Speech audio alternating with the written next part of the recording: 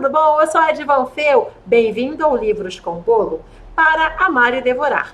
Hoje, no Vivendo e Escrevendo, eu quero falar um pouquinho sobre um livro que meio que expandiu a minha mente e me ajudou muito a ter uma experiência de escrita completamente fora da caixinha.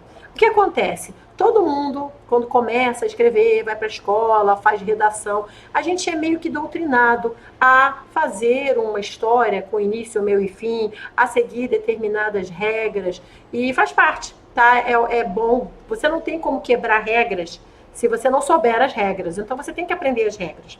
Mas se você, pelo menos se você quiser escrever, e se você quiser ir um pouco além, você precisa meio que expandir a sua mente. Você precisa testar outras coisas. Isso vale para qualquer tipo de arte.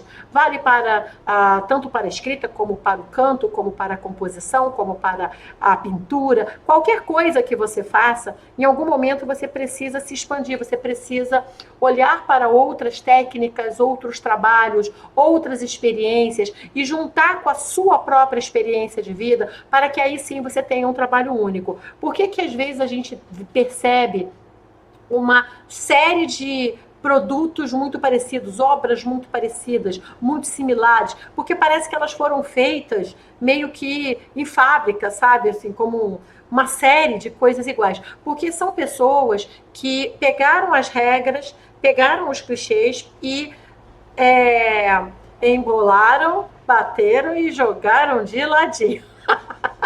Basicamente isso, sabe? Elas fizeram algo sem muita profundidade. Gente, nada contra. Nem tudo precisa mudar a sua vida, tá? Então, às vezes, você realmente só precisa de uma batata frita. Às vezes, você só quer comer um brigadeiro. Nada contra a obra simples, a obra que não tá ali para mudar a tua vida. Ela tá ali apenas para te dar um momento de entretenimento ou te passar uma informação. Tudo bem. Mas a gente precisa também de algo mais profundo, algo que faça a gente pensar, algo que faça a gente raciocinar. E provavelmente você deve estar pensando, já sei o que ela vai falar do filósofo favorito dela, que é o Gibran, Khalil Gibran. Sim, eu queria falar dele, mas não é dele que eu vou falar hoje. Eu vou falar de um autor cujo livro eu encontrei num sebo que vendia na rua, no chão. E eu comprei aquele livro sem a menor expectativa, inclusive eu entendo quando o pessoal fala, Ed, eu tenho tanta saudade da Wicca, porque era uma época que eu saía, ia na rua todo mês, ia lá, perguntava pro jornaleiro, já chegou a Wicca, e aí eu quando voltava com aquela Wicca, ela mudava a minha vida aquele mês inteiro, porque me vinha com muito conteúdo, era uma companhia. Eu entendo porque eu também tinha esta rotina, não obviamente das Wiccas, mas eu tinha a rotina de no domingo, ir à feira com meu pai quando eu era bem pequena, ir na banca, escolher uma revistinha, comprar, e eu lia, e às vezes quando eu comecei a ter um pouco mais de dinheiro, né, já era mais adolescente, já fazia animação de festa, gente, eu fui princesa, fui Saori, fui palhaço, fui muitas coisas na vida.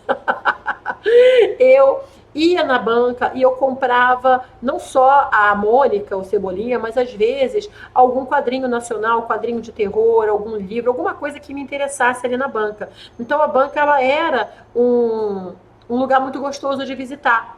E essa experiência de você ir, comprar, voltar para casa e passar o domingo lendo, às vezes comendo uma coisinha, beliscando uma besteira, no silêncio, gente, era uma paz maravilhosa. Mas eu também entendo, e eu não sei se é o caso da maioria das pessoas que também sente falta da Wicca, que esse tempo passou para mim. Eu não tenho mais esse tempo. Mesmo que hoje eu pudesse, e hoje eu teria o dinheiro para ir na banca ali da esquina, olhar, comprar o que me interessasse e voltar para casa, eu não teria este tempo tão livre, tão disponível, tão silencioso para poder sentar e ler. Né? Então, é meio que o tempo, a gente sente falta do tempo. Mas voltando, né, eu acabei dando uma viajada aqui falando do tempo e tal. Mas eu entendo essa galera que sente falta de uma época em que elas podiam ir na banca, comprar uma Wicca.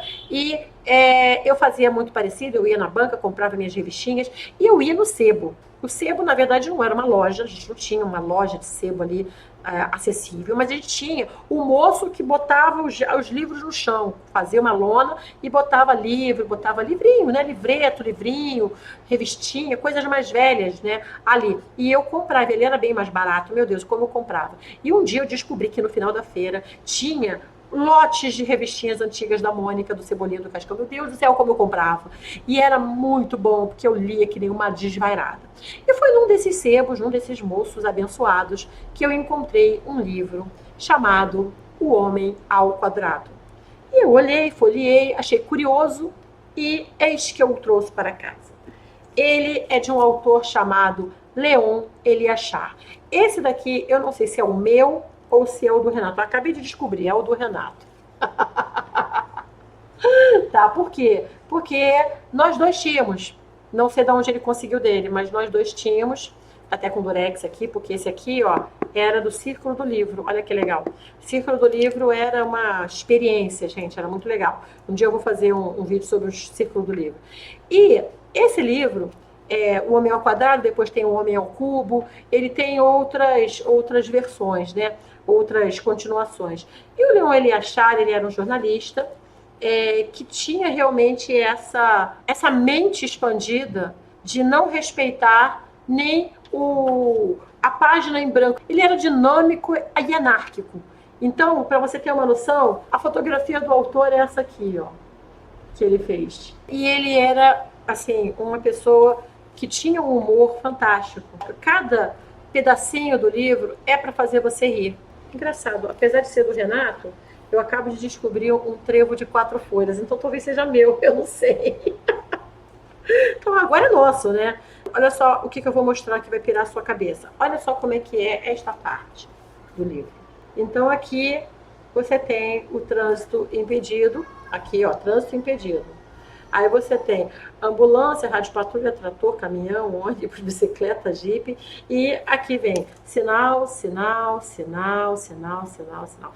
Então, ele fez uma coisa muito louca, né? Que é algo que a gente não...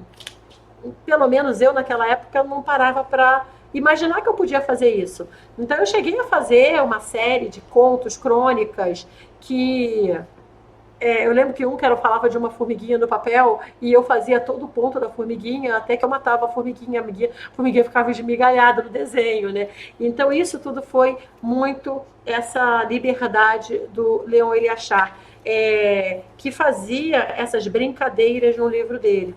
E é claro, não é só isso, ele tem também muito texto, muita crônica, tudo muito engraçado, tudo muito sutil, tudo muito diferente, né? Eu vou pegar um trechinho aleatório e vou ler para você. Aqui eu vou ler o prefácio dele, pronto, vou ler o prefácio.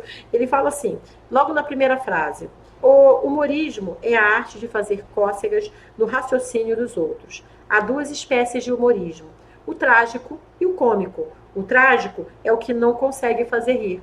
O cômico é o que verdadeiramente trágico para se fazer. Aí aqui vem agradecimento. O autor agradece a César a valiosa colaboração, sem a qual não seria possível a confecção deste livro. Ele é o autor do autor. A César o que é de César. Olha só que coisa inteligente, né? Aí vem o prefácio, que ele chama de pré-fácio, né? Eu faço antes. A gente nasce, cresce um pouquinho, vai brincar de esconder com os meninos da rua, quebra a vidraça do vizinho, mamãe chega e põe a gente de castigo, não dá sobremesa durante uma semana, papai suspende a matinal do cinema e a gente facilita ainda, e se a gente facilita, ainda vai para um colégio interno. Depois, a gente cresce mais um pouquinho e já está na escola aprendendo uma porção de coisas que a gente não sabia como era, nem por que era, mas acaba sabendo só como, já que o porquê a gente nunca aprende. Isso não se faz, aquilo é muito feio. Veja o exemplo de fulano, que é um homem direito e respeitável. Aí a gente resolve também ser um homem direito e respeitável. E acaba sendo humorista. Foi assim que abri a porta de casa e saí. Nunca mais voltei. Lá fora, me diziam uma coisa, eu via outra. Nada importava. Já não precisava das notas mensais para passar de ano. Agora, os anos passariam por mim. Eu só olhava. Este livro é o meu mundo e o seu mundo. Mas como eu vejo, você é até capaz de rir, ou de mim, ou do mundo. O autor. E E eu sou muito grata ao Leon Eliachar. E eu fiquei muito, muito, muito, muito triste quando soube que ele veio a falecer de maneira trágica através de um crime, de um corno. Assim, gente, o Brasil ele tem um histórico de crime de corno. Crime de corno é o cara que não aceita traição, não aceita que a mulher fique com o outro, não aceita que a mulher termine o relacionamento, então ele não aguenta e vai lá e mata a mulher ou mata o outro homem. Então eu chamo isso de crime de corno, tá? E eu acho que deveriam mudar o nome dessa lei, porque se mudasse os homens talvez se sentissem um pouco constrangidos. Porque eu acho tão vergonhoso você perseguir uma mulher que não te quer mais, ou matar o amante ou a mulher porque você não foi o bastante. Eu acho muito vergonhoso, sabe? Então eu acho que, sinceramente, deveriam mudar o nome dessa lei para ver se esse constrangimento chega nos assassinos. E o Leon Eliachar, infelizmente, morreu assassinado por um homem que se achou traído. Eu acho que ele nem foi realmente o amante, mas, enfim, foi o que foi.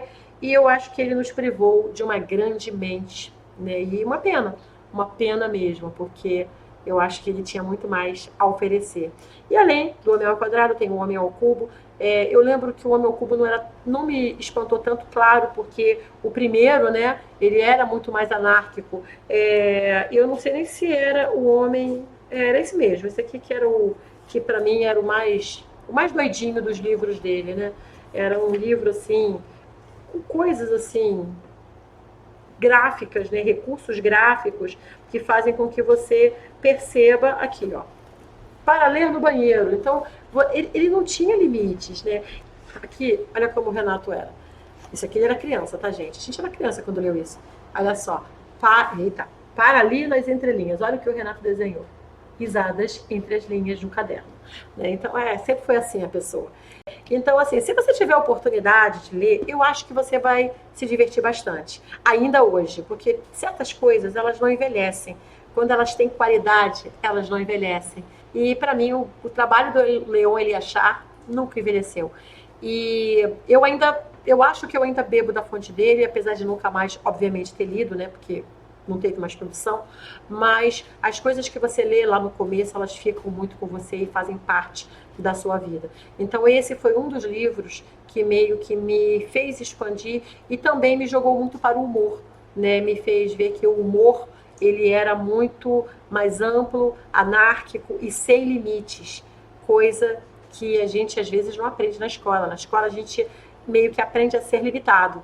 Eles colocam várias paredes para que você não ultrapasse ali, porque você tem que ser uma pessoa direita e respeitável, então você não pode muito ultrapassar certos limites. E o humor faz com que você vá além desses limites. E eu acho isso o máximo. Acho que fazer rir é um dom, um talento, e eu fiquei muito feliz de ter vivido num mundo em que eu pude ter acesso a um livro de alguém como Leon Eliachar. Aceita-se a devolução do livro caso ele não cumpra sua finalidade. Não devolvemos o dinheiro. É isso, então espero que você tenha gostado. Obviamente hoje não tem sorteio, porque eu nunca vou dar esse livro. Mas para não ficar sem muito tempo sem sorteio, eu vou sortear um Alcateia Chateau das Vertentes.